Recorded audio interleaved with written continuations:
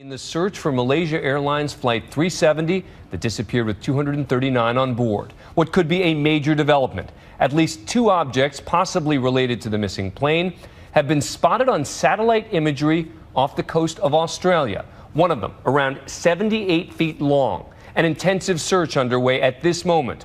Australian and American military search planes diverted, and now Malaysia sending ships and aircraft to the area as well. And while officials are urging caution, they're also describing it as the most productive lead thus far as they try to get photographs of the items to determine whether they are connected to the missing plane. ABC's David Wright is actually on the U.S. Navy aircraft over the area and was able to call in from the cockpit with this exclusive report. And this is David Wright. I am on board a U.S. Navy P-8 Poseidon. That's a search and rescue vessel. The call sign for this flight is Rescue 74. We're past a search an area that's headed towards the South Pole from almost due south of Kuala Lumpur.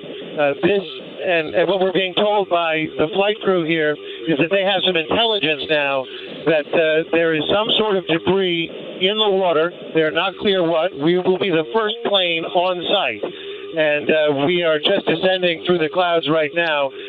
This plane has some of the highest tech gear available, much of it classified. And if anybody is likely to find something down there, this plane has a very good opportunity to do so. It's a serious enough sighting of debris that not only is this plane headed into the area, but two Australian planes are also headed this way. They're going to be combing the waters for the next several hours. We'll be searching for 3 hours, looking both visually from the plane and also with all the high-tech gear they have on board to see what this might be in the water. It may be a false alarm, but they seem to be treating it as a very promising sign. It's about 1,400 miles from Antarctica, 2,775 miles south-southwest of Kuala Lumpur, and about 1,300 miles from Australia. We've been traveling 3 hours just to get to this site. We'll have 3 hours close to the water to search for whatever might be down there, and then 3 hours to fly back. This is David Wright aboard a U.S. Navy P-8 Poseidon, call sign Rescue 74, about 1,300 miles southwest of Australia. Thank you, David. ABC's David Curley has been covering this story from the very beginning. He's here with me at ABC News headquarters in New York. And ABC's aviation consultant, Steve Ganyard, joins us from Tokyo. Gentlemen, thanks very much. All right, so David, what happens now? How do they go about trying to determine for certain if this is connected to the plane? Well, they're going to be taking some pictures. If they get over this wreckage that has been spotted from the satellite, take some pictures. The pictures will give us a much better sense of whether or not this is actually wreckage. One of our experts warns that 78 feet is a pretty big piece for a plane, depending on how it hit the water. As Steve Ganyard would tell you, if it comes in and hits straight into the water, it would really pulverize. So to get a big piece like this, did it skip along the water and then break up? Too early to tell, but these pictures should give us a much better indication. And we would assume that the Australians, in fact, we know that they've already asked a merchant ship to get out into this area and see what they can actually see up close.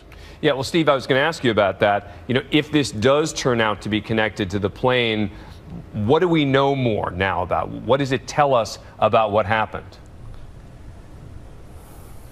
It tells us that the airplane's finally down and that we're on our way to actually finding out, hopefully, what happened to this aircraft. There'll be lots of forensics. If this is part of the airplane, if they can pick up pieces of that airplane, they'll be able to do forensics, just sort of like a crash scene investigation. They'll be able to look at whatever parts they pull up. They'll look for signs of fire, signs of impact, anything that might give them clues, and there are lots of ways to do that. So now, really, the forensics, the really hard work begins in terms of determining what happened to this aircraft. And Steve, you were saying that drift and current information is going to be very important now? Yeah, so part of this, remember that where this aircraft is not where it was 8 or 9 days ago. It's being pushed by currents. These are some pretty wild waters down near Antarctica. So the wind is pushing the debris. The currents are pushing the debris. So they need to figure out and do some actually oceanographic forensics and go back and see where the currents are. They need to go back and look at the weather and see where the wind might have pushed it in the past week. But what the Australians have done right now is to drop some buoys into the water that have GPS receivers on them, and these buoys will track the motion of the current that's around the potential wreckage. And they'll send that data back so they can begin to sort of reverse engineer where the impact might have occurred. And David, we're talking about water that could be as deep as 14,000 feet. I would assume that that could create challenges of its own. Well, the good news is those pingers from the black boxes work to a depth of 20,000 feet, so you could still get a signal. You need to get kind of over where that wreckage is, which is why tracing back the currents and finding out where it may have actually impacted the water, you can listen for those pingers. And then, yes, you're talking about submersibles to start bringing some of this up. They certainly would go after the black boxes first. We don't expect to get much out of the voice recorder because it recycles every 2 hours.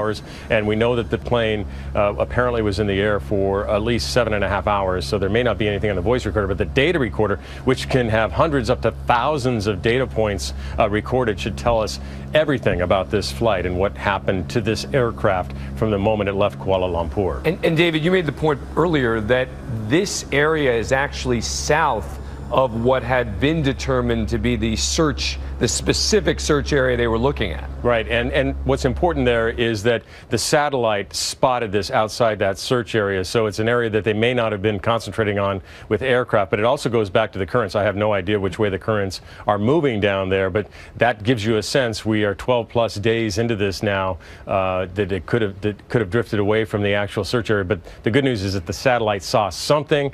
Once again, we don't know what it is, but the Australians seem convinced enough to send aircraft and for the Prime Minister to go talk to the Parliament about this. So and they're very good allies of us. So the first really good solid lead we've had in this. And Steve, real quick, the fact that these satellite pictures were taken 4 days ago, not a problem, right? No, it's not a problem. Remember, this wreckage is drifting around, so they're looking in broad areas. It's been a painstaking search, no doubt. The Australians have done a terrific job, and just hopefully this will be the answers we're looking for, and we can begin to solve this mystery. All right, Steve and David Curley, thanks very much. Appreciate it. The U.S. Navy aircraft that was sent to the site took off from Perth, Australia, where ABC producer Nikki Batiste is tonight. Nikki. Dan, the anticipation here is high. It was just a few hours ago that the U.S. Navy's high-tech P-8 Poseidon plane took off right here behind me. They've been out searching in the Indian Ocean, looking specifically at some objects that were picked up by satellite. We have heard back from the crew, and they say their radar is detecting objects of significant size. This has given a lot of hope to the people here. We're waiting for them to come back with photographs that will be analyzed before we have any clue whether or not that debris might be the missing Malaysian Airlines flight. Dan? Thanks, Nikki. For the families of the 239 on board, this has been an agonizing 13-day wait for answers. ABC's Bob Woodruff has been following that part of the story from Kuala Lumpur. He brings us the latest from there. Bob.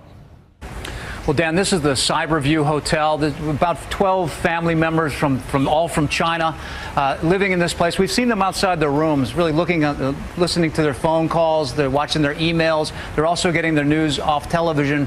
After this news came out this morning, this possibility that they may have seen debris right down in Australia, it's hard to get their feelings because they're not willing to come out and speak to us. Interesting, there's also a medical center that's been set up in this hotel. In fact, the other hotel in here in Kuala Lumpur also has the same, just in case they have some sort of stress so they can rush them off to some other place. Also then up in Beijing, the hotel up there, Lido Hotel, today after that news came out, the police escorted the family members out so they can avoid the media, all the photographers and reporters that were crowding around them.